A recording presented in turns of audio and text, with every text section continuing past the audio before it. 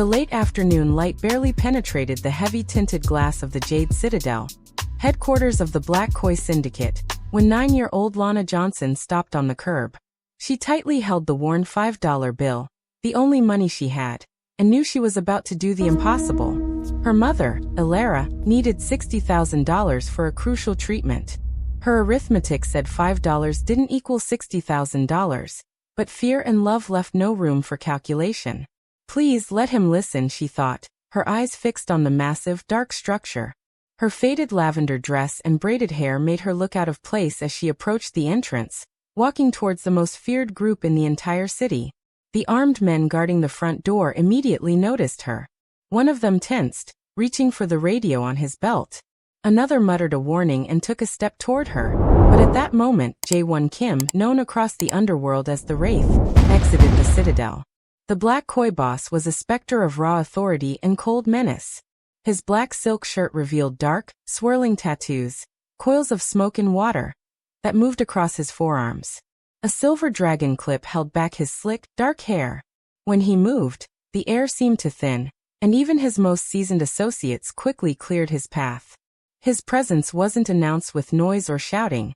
It was a cessation of everything else. Lana stopped 3 feet from him. His men froze, every instinct screaming against the scene. A child, an innocent, approaching Jae-won. The desperate, the truly broken, or the very foolish might seek him out. But a 9-year-old girl holding what looked like a cheap lunch ticket? Boss, his second-in-command, Khan started, moving to physically block the girl. Jae-won raised one tattooed hand, a simple, soundless dismissal. His intense, obsidian eyes focused on Lana, and for a terrifying moment, the entire street fell silent. She met his gaze with the pure, unadulterated resolve of someone who had nothing left to protect, but one life. "Will you save my mother?" she asked, her voice a small, clear bell as she held out the crumpled $5 bill. "This is everything I have." The question hung in the humid air. Behind Jae-won Kim, a man infamous for his brutal efficiency, went utterly motionless. The other syndicate members exchanged looks of confusion bordering on disbelief. In the 10 years of the Black Koi's rise, through gang wars, betrayals, and devastating raids, nothing had ever changed Jae-won's expression so subtly yet completely. His jaw locked. His eyes, usually impassive and sharp as cut glass, held a sudden flicker, not of recognition of Lana herself, but of the impossible bind she was trapped in. Jae-won looked at the $5 bill, then back into Lana's desperate, honest eyes, reading the whole devastating story there. The sick mother, the mountainous hospital debt, the unrelenting clock counting down her life, and the small girl who had walked into a den of vipers because every other door had been slammed shut. "Tell me," he said, his voice a low, smooth baritone that commanded attention, the same voice he used to issue fatal orders. "What does your mother truly require?" And Lana Johnson, 9 years old and at the end of her rope, began to explain how her life was collapsing and how a man named Marcus Stone, her mother's cousin, had offered a solution for a price that hurt more than $60,000. Before we go any further, if stories like this resonate with you, make sure you subscribe. It helps keep this channel going, and it lets me know you want more of these narratives. Lana's words poured out in a rush, tripping over one another, a dam of suppressed fear finally breaking. Her mother, Ilera, was suffering from a critical, rare blood disorder. Doctors were no longer discussing recovery, they were discussing comfort. But there was a groundbreaking chance, an experimental, specialized gene therapy available at City General Hospital. It was a new procedure, using modified cells to correct the genetic flaw her mother's body couldn't handle. The specialists agreed. Ilera was an ideal candidate. They said it could save her. They also required the full $60,000 payment immediately. Jae-won listened, his arms still crossed, unmoving. Behind him, Khan had discreetly pulled out a tablet, his fingers already typing. The other associates instinctively moved to form a protective semicircle, shielding the boss and the child from public view. "Our insurance doesn't cover it," Lana continued, squeezing the $5 so hard her nails turned white. "Mom worked so hard, but when she got sick, she lost her job. We were going to be evicted, but then Cousin Marcus said he would help."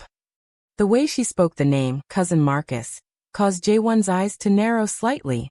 He's a social worker, Lana explained, her voice now barely a whisper, as if voicing the truth gave it power. He said he could get the money. He has savings. But, she swallowed hard. He said I would have to live with him forever. He'd file legal papers, say Mom was unable to care for me because of the illness. He showed me the guardianship forms already filled out. Jae-won's face remained neutral, but the atmosphere around him dropped several degrees. A quiet, lethal comprehension settled in. He said once the documents were signed he would pay everything. Lana finished, her voice breaking. The whole $60,000. But Mom would have to give me up for good, even if she got better. He said I had to think of it as a trade. My life for hers. Khan looked up from his tablet, his cheekbone twitching visibly. One of the younger men turned away, resting his head against the cold concrete wall.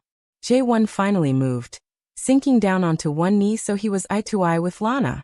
Up close, she could see the detail of the water and smoke tattoos and the faint scar tissue that intersected them. She should have been terrified. Instead, a fragile warmth, a desperate, last-minute hope, blossomed in her chest.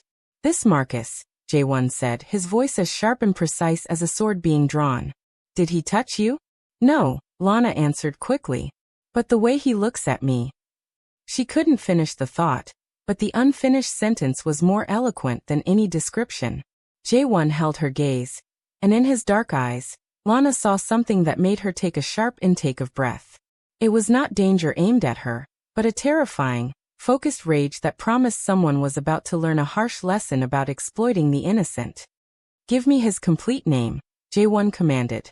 If you're still here, thank you, and don't forget to subscribe so you never miss the rest of stories like this.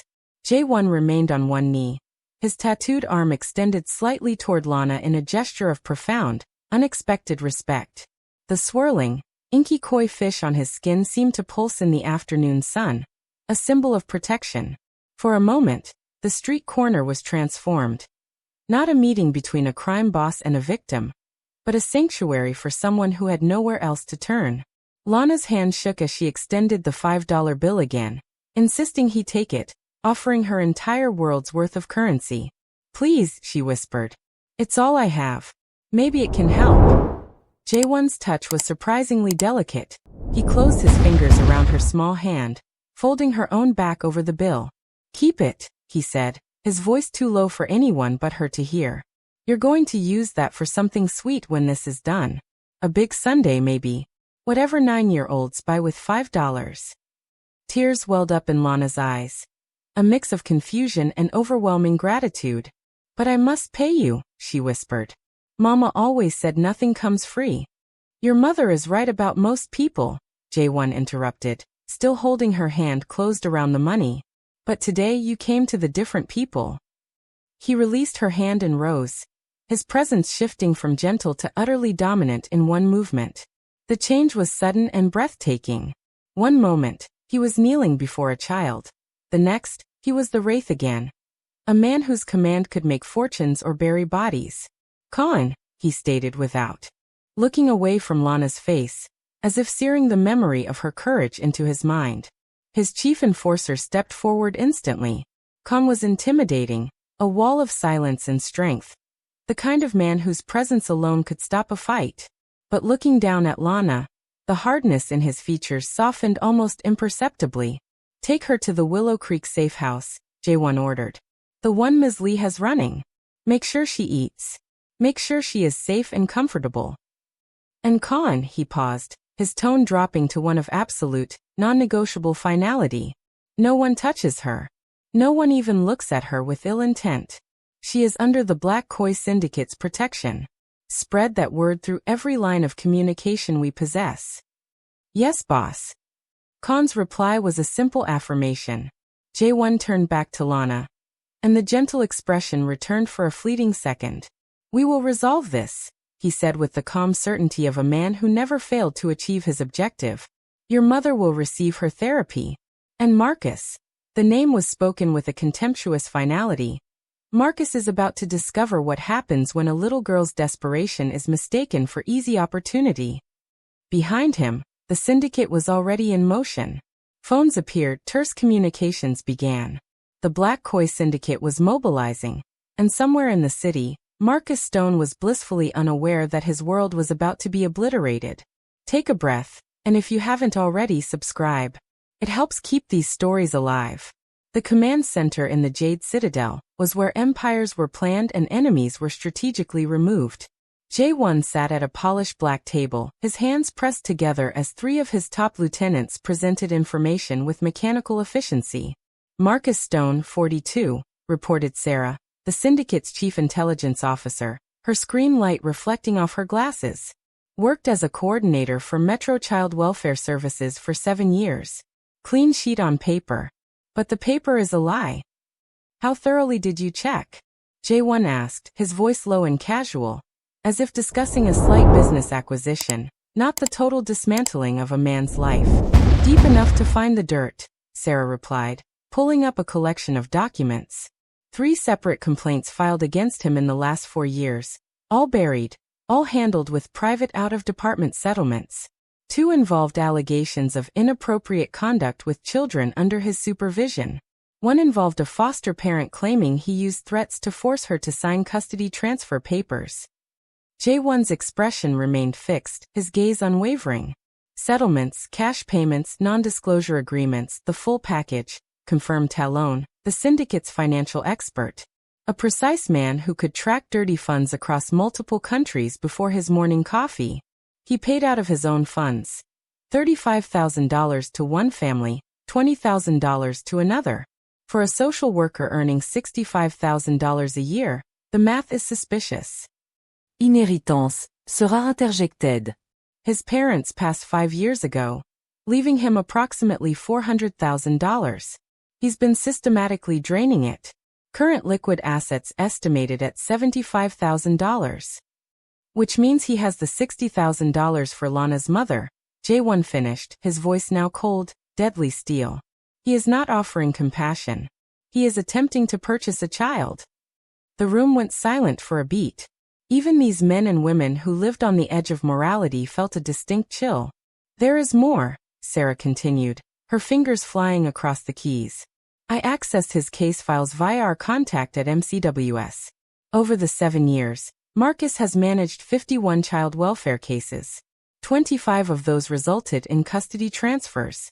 Of those 25, 12 were placed in homes later flagged for investigation. Financial coercion, inadequate care, 1 documented physical assault. He's not merely a predator, Jae-won said softly, rising from his chair to look out at the city lights. He is a trafficker. He leverages his official position to move vulnerable children into situations he controls or profits from.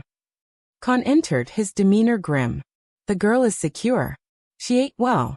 She asked about her mother. Jae-won turned from the window, his eyes holding the familiar, terrifying intensity his lieutenants recognized just before decisive action.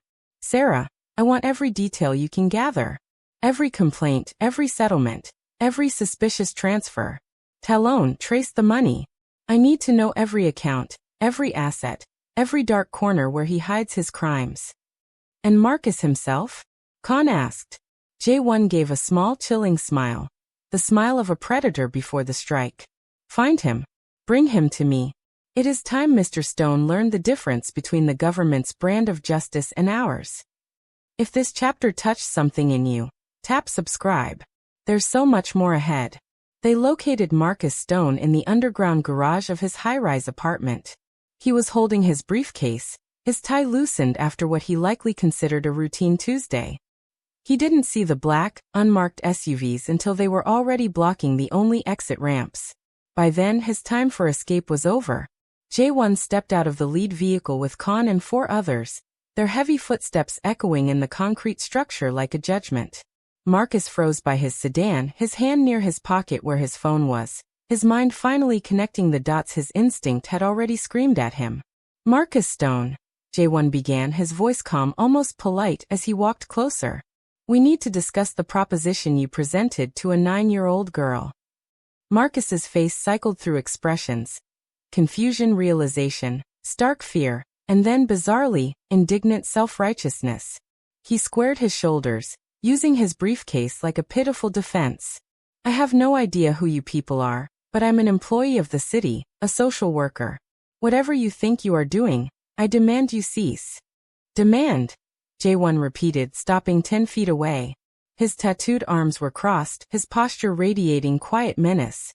You intend to issue demands to me? I have statutory authority over Lana Johnson, Marcus declared, injecting false confidence into his voice, retreating behind the bureaucratic shield he'd used for years. Her mother is terminally ill and unable to provide suitable care. I've initiated legal guardianship proceedings through the proper channels. The court paperwork is filed. Khan moved instantly, covering the distance in 2 blurring strides, plucking the briefcase from Marcus's grip with effortless ease. Marcus tried to protest, but the sound died when he met Khan's cold, ancient eyes. The paperwork, Jae-won said softly, nodding for Khan to open the briefcase. Inside were the custody documents, signed by Marcus, awaiting only a desperate mother's signature. Tell me, Marcus, is it standard protocol to offer $60,000 in exchange for permanent legal guardianship? Is that in the MCWS policy handbook? That's a private family arrangement, Marcus stammered, his certainty rapidly eroding. I was trying to be benevolent. The girl requires stability, and her mother needs specialized gene therapy. Jae-won cut him off, his voice glacial. And you, Marcus, need a 9-year-old girl so badly you will pay $60,000 for her. That is not benevolence. That is purchase. Marcus flushed crimson. You cannot understand the complexities of child welfare. I have legal standing. I am a blood relative. Any judge will. Any judge will what? Jae-won asked, pulling a manila file from beneath his jacket. Will they overlook the 3 previous complaints? The settlements you paid? The documented pattern of suspicious custody transfers? He tossed the folder at Marcus's feet. We know everything, Marcus. Every family you paid off. Every child you moved. Every crime you thought you buried. Marcus looked down at the scattered papers, his face turning ashen. When he looked back up, the bureaucratic confidence was entirely gone, replaced by naked, primal terror. What do you want? He whispered. Jae-won smiled, a dangerous, frightening sight. I want you to pay very close attention to what happens next. Before we move on, a small favor. Subscribe if you're enjoying the journey so far. Jae-won bent down, retrieving one of the papers that had fallen, holding it up clearly in the garage's fluorescent light. It was a bank record with multiple highlighted transactions, each one corresponding to a date Marcus remembered with damning clarity. $35,000 to the Chun family, Jae-won recited, his voice the measured rhythm of a slow executioner. Paid 3 days after they filed a complaint alleging you behaved inappropriately with their daughter during a home assessment. The complaint vanished. The Chuns moved away. You kept your position. He dropped that page and picked up another. $20,000 to the Davies family. Their son testified you told him his disabled father would lose custody unless he collaborated with your special evaluations. That complaint also disappeared. Another page. $15,000 to Sarah Beck, a foster mother who claimed you falsified records to move children from stable homes into sites where you received illegal kickbacks. Marcus's breathing was shallow, his eyes darting to the unseen exits. Those were mediated settlements, legal settlements. You can't. We can, Jae-won interrupted, rising to his full height. Because unlike you, Marcus, we do not hide behind procedure and paperwork. We operate in the dark, which means we understand how the dark functions. He gestured to Khan, who produced a second, thicker file. These are copies, Jae-won continued. The originals are currently held by 5 different people. A senior prosecutor, who owes the Black Koi a favor. An investigative journalist specializing in institutional corruption. A federal agent looking to make a career-defining case. A family court judge who champions child welfare.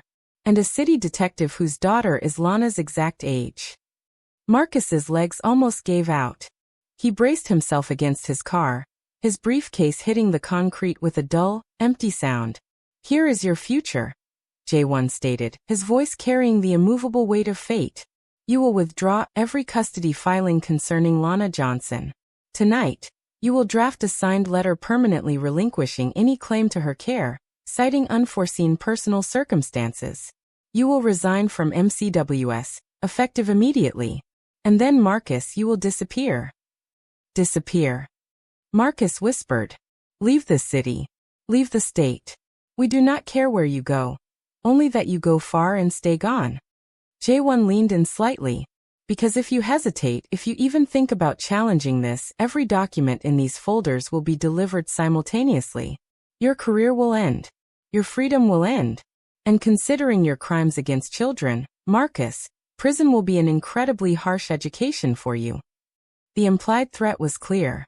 Child abusers do not survive well behind bars, and everyone in that garage knew it. You have 48 hours, Jae-won finished straightening his clothes. After that, the calls begin. Marcus scrambled for his car, his hands shaking so violently he dropped his keys twice. As he sped away, tires screeching, Khan watched with cold satisfaction. Think he'll actually run? Khan asked. Jae-won smiled darkly. He is already running. He just hasn't realized he will never stop.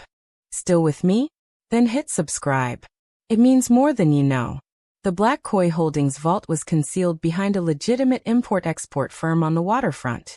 3 floors of servers and encrypted communications where the syndicate's wealth was routed through layers of shell companies. Jae-won walked in at midnight, and the room instantly fell silent. I need $60,000, he announced without preamble. It must be clean, verifiable funds, traceable to legitimate sources, and I need it before sunrise. His chief accountant, a woman known as Numbers, who had once laundered $3 million through a casino's ledger without leaving a single trace, looked up with professional curiosity. Boss, we have $60,000 in operational cash. You want me to? No, Jae-won interrupted, walking to the large screen displaying the syndicate's real-time cash flow. Not syndicate money. It must be clean enough to be transferred directly to City General Hospital for medical therapy. No questions, no flags, no federal notice. A ripple of understanding passed through the room. This was not business. This was personal. Numbers pulled up a separate terminal, her fingers flying. We have funds in the legitimate enterprises. The restaurant group has $42,000 in liquid capital. The development firm has another $35,000 in their accounts. The logistics company. Liquidate what is required from those sources, Jae-won ordered. And I want every high-value debt collected tonight. Every entity that owes the Black Koi money, every one we have protected, every business that benefited from our arrangements, they pay now. Talon entered, tablet in hand, already accessing accounts. Boss, we have outstanding accounts receivable totaling nearly $200,000. The club owner on First Street owes $18,000. The luxury condo developer in the Central District owes $25,000. All of them, Jae-won stated flatly. I do not care if it is inconvenient. I do not care if they need time. They have until 6 a.m. to deliver cash or verified transfers. Anyone who resists gets a personal visit from Khan. The room erupted into organized chaos. Phones being used, calls being made, messages being sent. The Black Koi network activated like a dormant machine switching on. Across the city, various people who thought they had weeks to settle their obligations suddenly received urgent, non-negotiable messages. Pay now or face immediate, severe consequences. Numbers worked on 3 keyboards at once, transferring capital from shell accounts, consolidating funds, routing the money through legitimate channels until it emerged pristine on the other side. We have $47,000, she called out after 20 minutes. Another $13,000 and we are finished. The poker game, Khan said, entering the room with his phone pressed to his ear. The weekly high-stakes game. It's running now. I can pull $15,000 from the house take tonight. Jae-won nodded once. Do it. Boss, Numbers said quietly, looking up from her screens.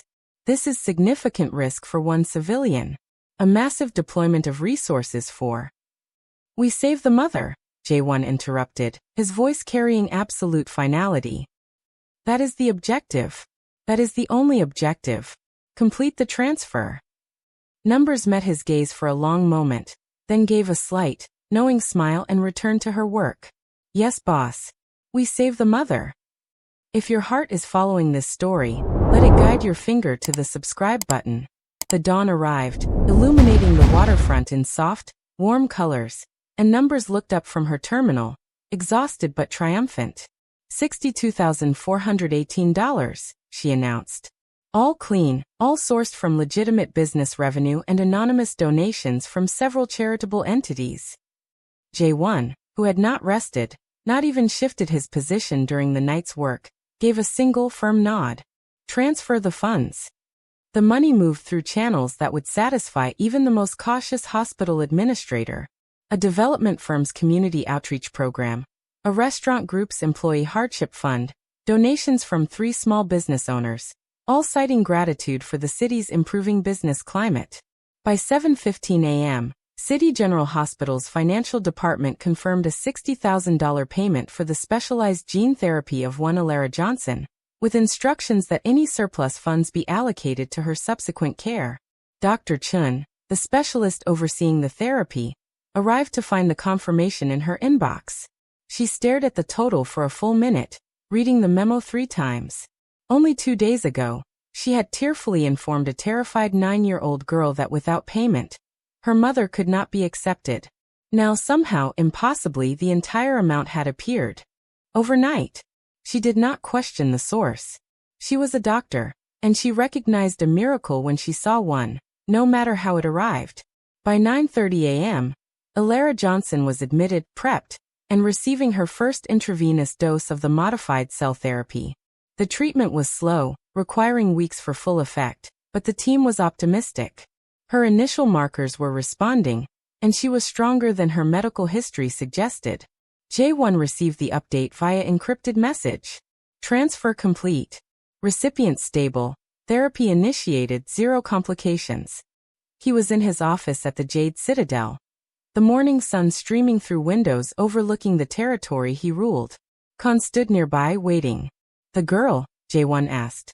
Still at the safe house. Ms. Lee prepared her breakfast. Eggs, fresh fruit juice. She finished it all. She is asking when she can visit her mother. Arrange it, Jae-won said quietly. This afternoon, hospital visitation. Ensure she has respectable attire. A child should not visit her mother.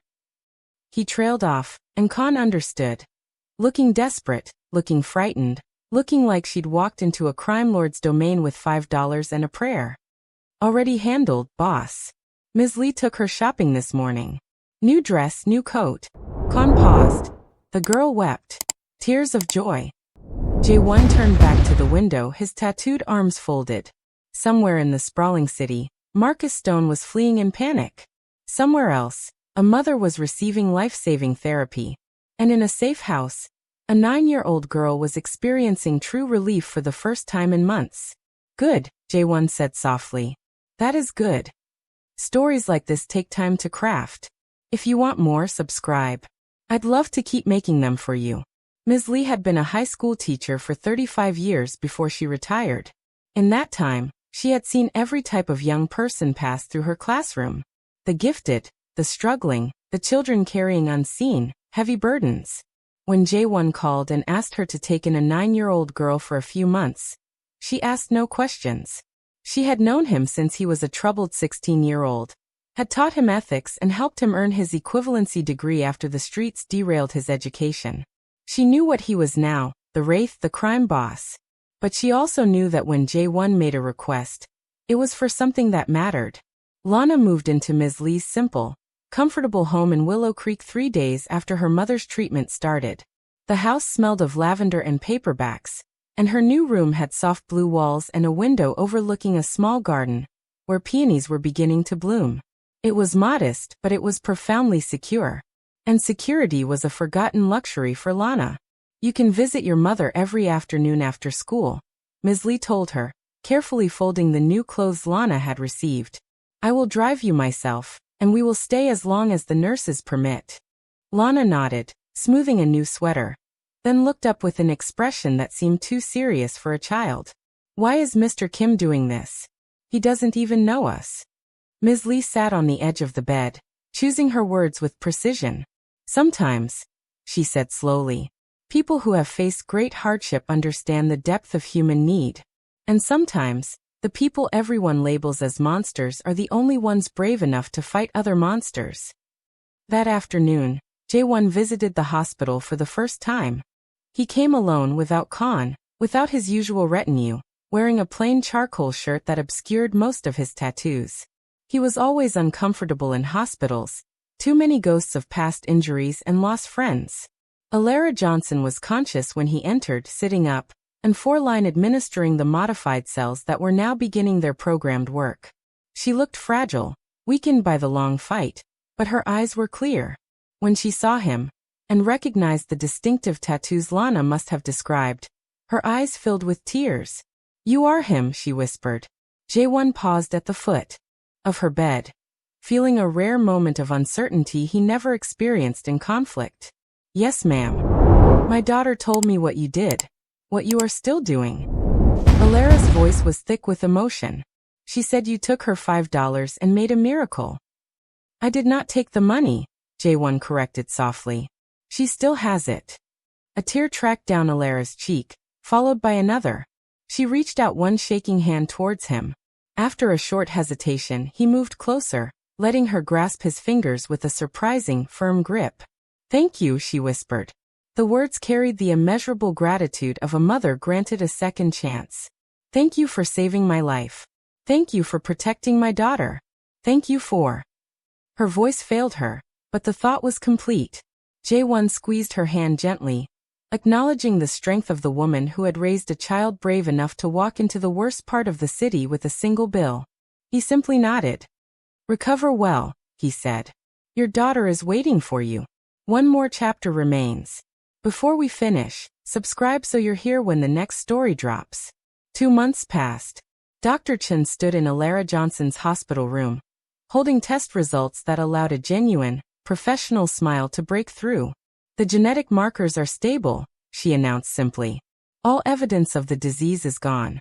The therapy was profoundly successful. You are disease-free." Alana collapsed into silent tears, and Lana, who had been holding her mother's hand during the consultation, buried her face in her mother's shoulder, sobbing with a relief that shook her small frame.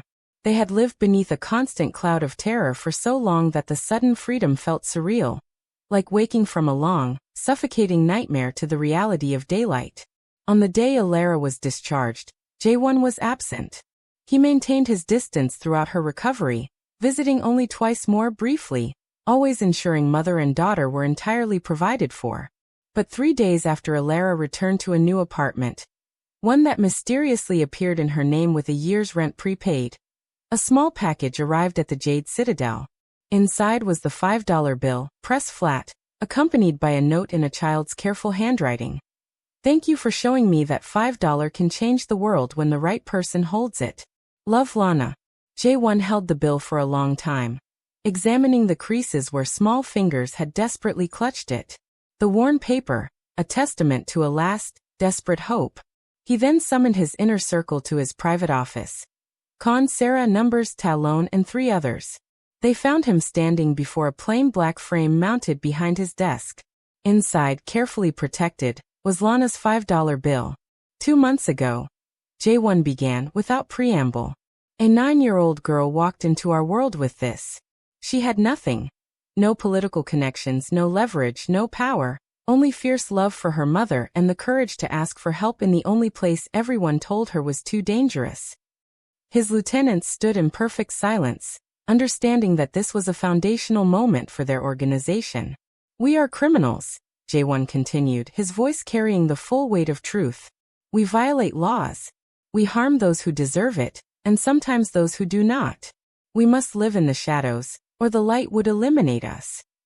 "But that $5 bill," he gestured to the framed currency, "represents something the system could not provide. When official channels failed, when predators were protected, when bureaucracy became a weapon against the innocent, we intervened.